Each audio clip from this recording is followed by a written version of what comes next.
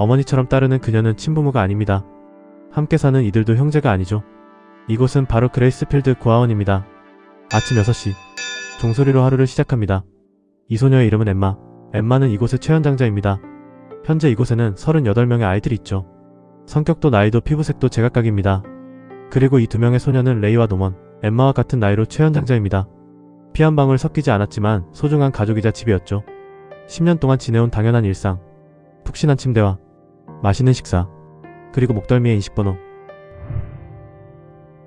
테스트가 끝난 후 엠마, 레이, 노먼은 테스트에서 항상 만점을 받았죠. 엄마가 칭찬해주는 것이 싫지 않은 엠마. 또 끝나면 마음껏 놀 수 있었습니다. 오늘은 술래잡기를 하는 날. 어릴 때부터 숨바꼭질, 술래잡기 등 아이들은 숲에서 놀았습니다. 이곳은 넓었지만 가까이 가면 안 되는 곳이 2군데가 있죠. 하나는 밖으로 통하는 문, 또 하나는 숲의 울타리 너머입니다. 하지만 몰래 문에 한번 가본 적이 있는 엠마. 문은 닫혀있고 아무도 없는 폐허였죠. 엄마는 2군데를 가지 말라고 항상 말했습니다. 이곳 밖에 대해 알아볼 방법은 있었죠. 바로 도서실에 있는 수많은 책들. 다시 술래잡기 현장. 노먼이 아이들을 거의 다 잡았습니다. 남은 건 바로 엠마. 마지막은 항상 노먼과 엠마의 1대1 승부이죠. 하지만 금세 잡혀버린 엠마. 도대체 자기가 왜 잡히냐고 말합니다.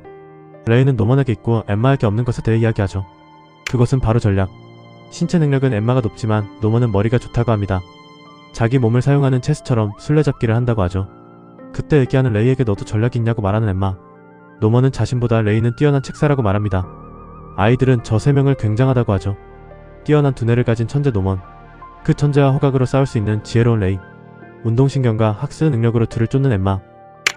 이곳의 생활은 영원하지 않습니다. 12살이 되기 전 양부모를 배정받아 떠나죠. 그것이 이곳의 관례. 오늘은 코니가 양부모에게 떠나는 날. 이곳을 나가서도 열심히 공부한다고 합니다. 엄마가 준 토끼 인형을 보물이라고 가져간다고 합니다. 새 출발을 하는 건 기쁘지만 역시 이별은 슬펐죠. 코니가 떠난 후 토끼 인형을 놓고 갔습니다. 레이는 아직 문 쪽에 있는 것 같다고 하죠. 노먼이 가져다 주자고 말합니다. 하지만 잠겨있는 문들. 그때 노먼은 문을 따고 나중에 야단 맞자고 하죠. 그렇게 노먼과 엠마는 문 쪽에 도착합니다. 코니를 찾죠. 진짜 자동차를 보고 신기해하는 엠마. 짐칸에 인형을 두려고 갑니다.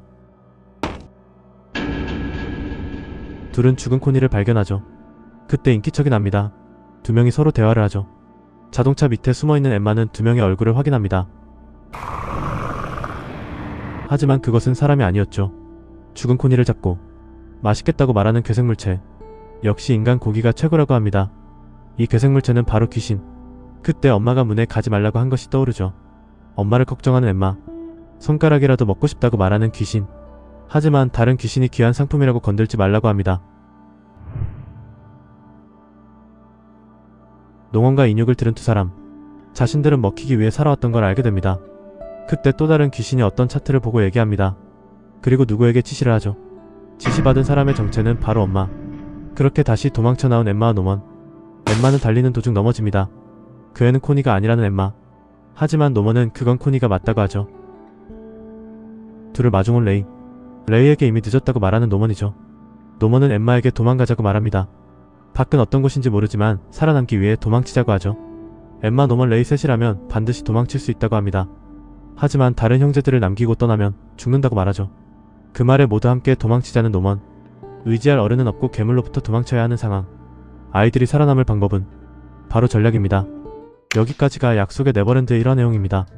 약속의 네버랜드는 다크 판타지로 고아원에서 탈출하는 내용의 전개로 이어집니다. 이후 내용도 포스트 아포칼립스와 스릴러적인 모습을 보여주죠. 교묘함, 구성력, 떡밥 등 여러모로 잘 만든 작품입니다. 원피스의 오다 H로도 이 만화를 추천했죠. 현재 약속의 네버랜드는 20권으로 완결이 되어 있는 작품으로 애니화도 되어 애니 또한 완결이 되었습니다. 하지만 애니는 원작의 내용을 과하게 축소시켜 혹평을 받았죠. 저는 원작으로 보는 걸 더 추천드립니다. 미스터리 스릴러, 꿈도 희망도 없는 만화를 좋아하시는 분들은 한번 보시길 추천드립니다.